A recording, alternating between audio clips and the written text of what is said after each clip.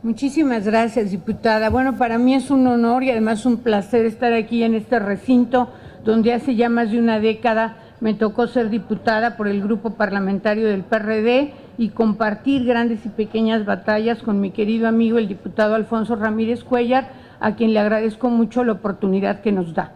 Yo, como Procuradora de la Defensa del Contribuyente, vengo a presentar aquí una propuesta que a los primeros que sirve no es a las autoridades fiscales, es a los contribuyentes, es a los pagadores de impuestos. Vamos a deslizar una presentación, pero es fundamentalmente a lo que me voy a referir. ¿Cuál es el primer derecho fundamental que puede tener un contribuyente?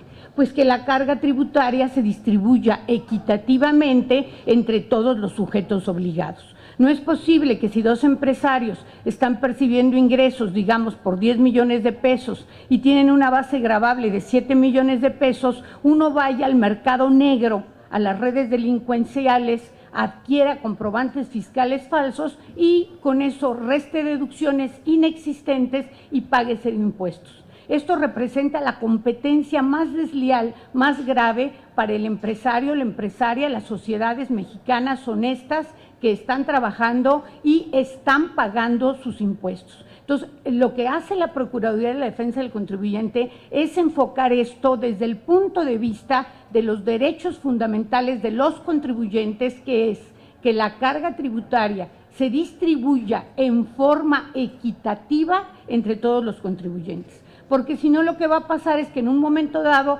el Estado se va a precarizar en la obtención de sus recursos y no va a tener otro expediente que el más fácil de subir impuestos. Cuando por lo que vamos todos, creo, como sociedad, como Estado, es por este objetivo de que la carga fiscal se distribuya equitativamente en las diversas situaciones que actualizan los pagadores de impuestos.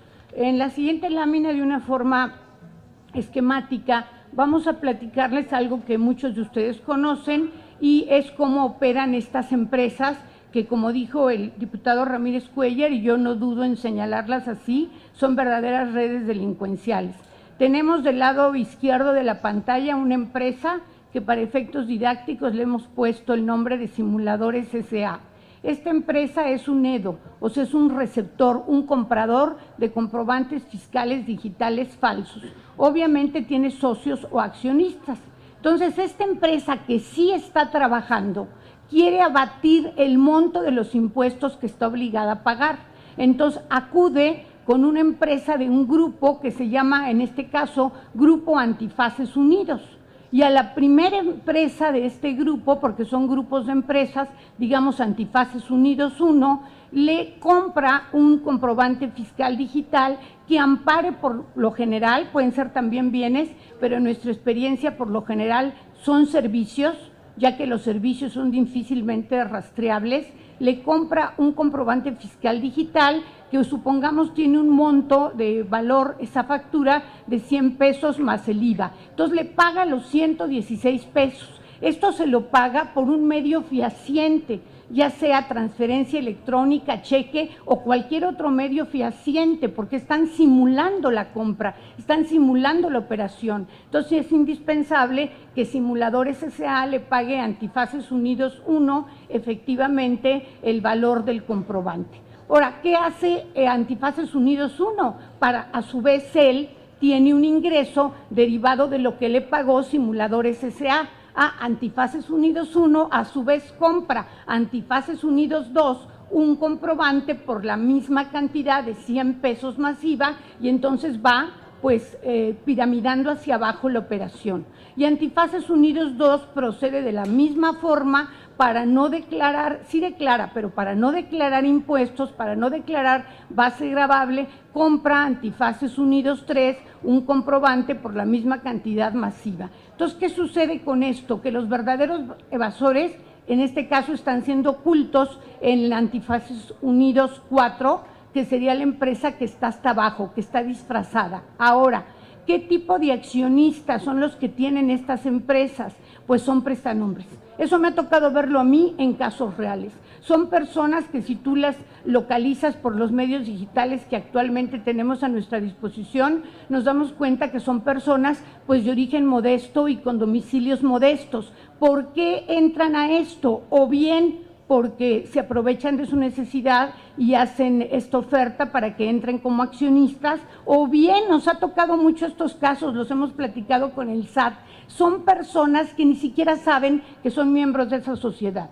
¿Por qué? Porque hay todo un mercado negro también de venta de datos personales, de datos de identidad. Entonces venden los datos de identidad del señor Juan Pérez y años después el señor Juan Pérez se entera de que tiene un crédito fiscal por ser miembro de Antifaces Unidos 1, 2, 3 o 4. Entonces, como ven, es realmente, a mi juicio, delincuencia organizada, no se puede llamar de otra forma porque hay una serie de sujetos que participan para la comisión del delito. En la siguiente lámina vamos a presentar sin más, diputados, la propuesta para que luego nuestros expositores sean las que hablen al respecto. La propuesta que tenemos es una propuesta que buscamos que sea, así se llama el foro, eficaz. Porque una primera forma en que las sociedades inhiben conductas ilícitas es exhibiendo a los infractores.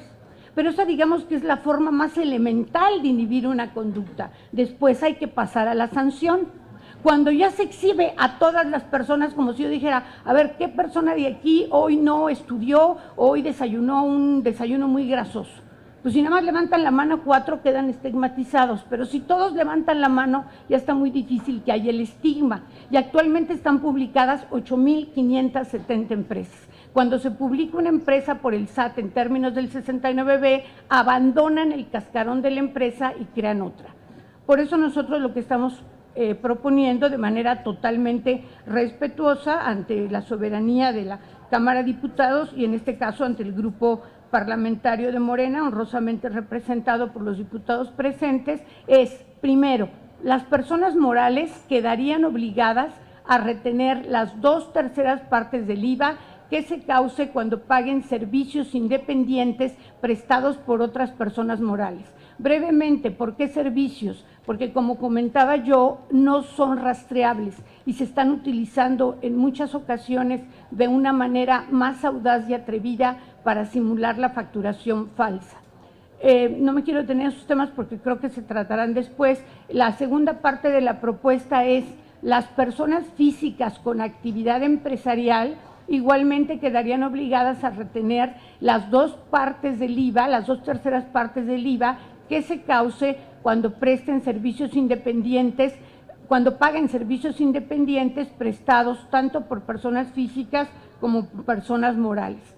Y una cosa, la verdad, importantísima, es que no nada más van a ser sujetos de esta obligación en caso de que la propuesta sea en su momento aceptada, las personas de derecho privado, sino también las personas de derecho público. Hemos conocido recientemente como sociedad de numerosos escándalos en donde entidades del sector público han simulado que les prestan servicios como de asesoría, de diseño de imagen institucional, servicios administrativos y pagan esos servicios, sacan el dinero público y después viene, como lo han ilustrado algunos periódicos, viene toda la cadena. Viene la cadena de Antifaces Unidos. Yo le facturo a A, le factura a B, B le factura a C. Entonces también todos los servicios que se presten por las personas morales privadas o físicas a la Federación, la Ciudad de México y los estados y municipios quedarían también obligadas la Federación y estas entidades públicas a retener 2/3 partes del IVA que se cause en esos casos.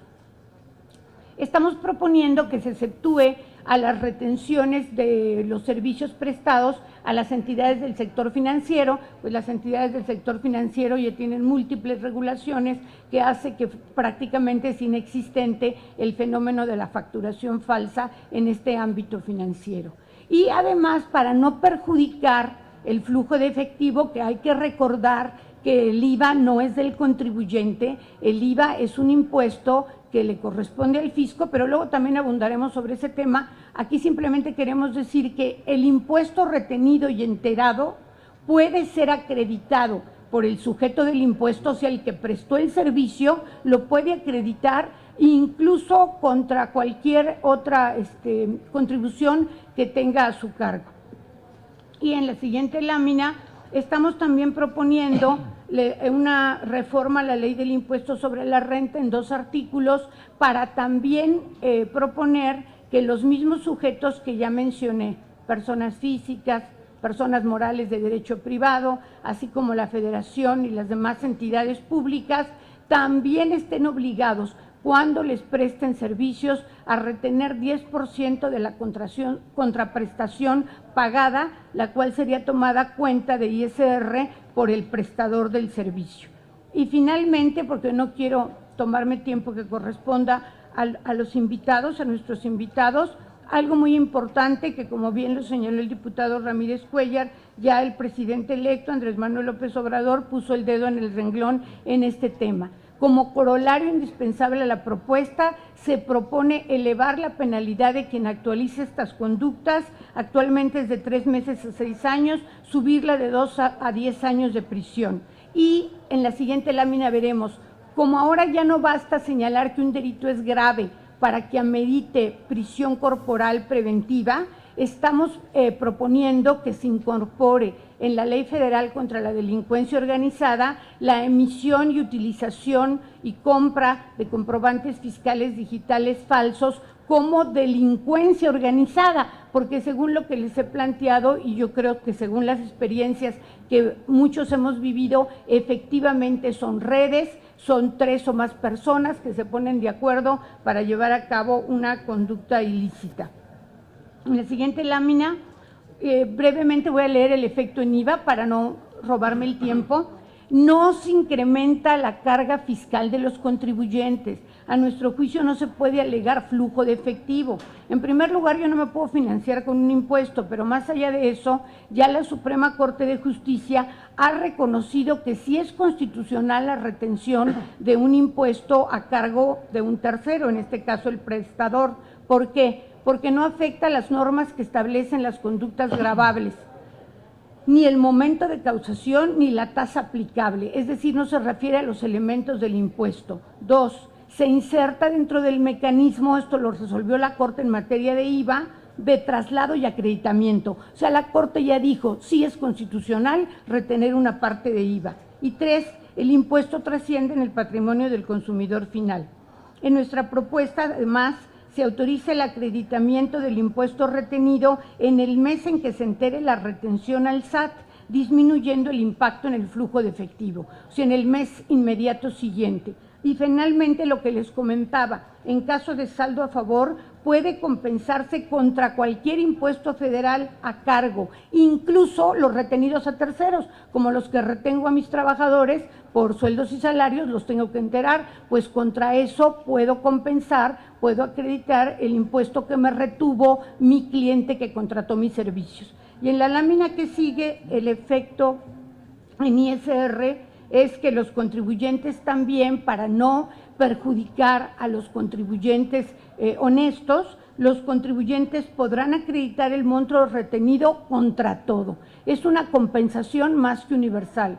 Primero, contra el pago provisional de ISR del mes respectivo. Segundo, contra pagos provisionales de meses posteriores. Tercero, contra el impuesto final que resulte a su cargo por el ejercicio. Cuarto, contra el impuesto retenido a terceros, como yo les comentaba, incluidos los trabajadores.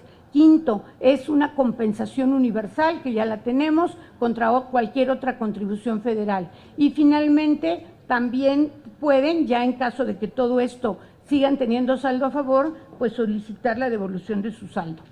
Yo así prometo que es la última lámina, es eficacia, es que fui diputada y me gusta hablar mucho, pero es la eficacia de la propuesta. Actualmente es un negocio redondo, ya les comenté, porque la comisión es muy pequeña frente al monto de lo que pueden evadir los CEDOS y pueden robar los CEFOS. La retención que se propone resulta mayor a la comisión que ilícitamente están cobrando las factureras falsas. Por ejemplo, en este ejemplo, se compra una factura falsa, un CFDI por 100 pesos, La comisión que se le paga al emisor de la factura falsa, a la empresa fantasma, es de 4 a 8 y digamos que la tasa bruta flat del ISR es de 30%. Entonces hay un diferencial grandísimo de ganancia, aunque es un ejemplo, yo lo sé burdo, pero hay un diferencial grandísimo, incluso entre el 8 y 30 son 22. La retención se va a llevar a cabo, va a implicar un 20.6. Entonces ya estás encareciendo 20.6 más lo que cobre la comisión, prácticamente estás haciendo inviable el negocio e incosteable. Eso es lo que yo plantearía. Muchas gracias. Muchas gracias. Gracias.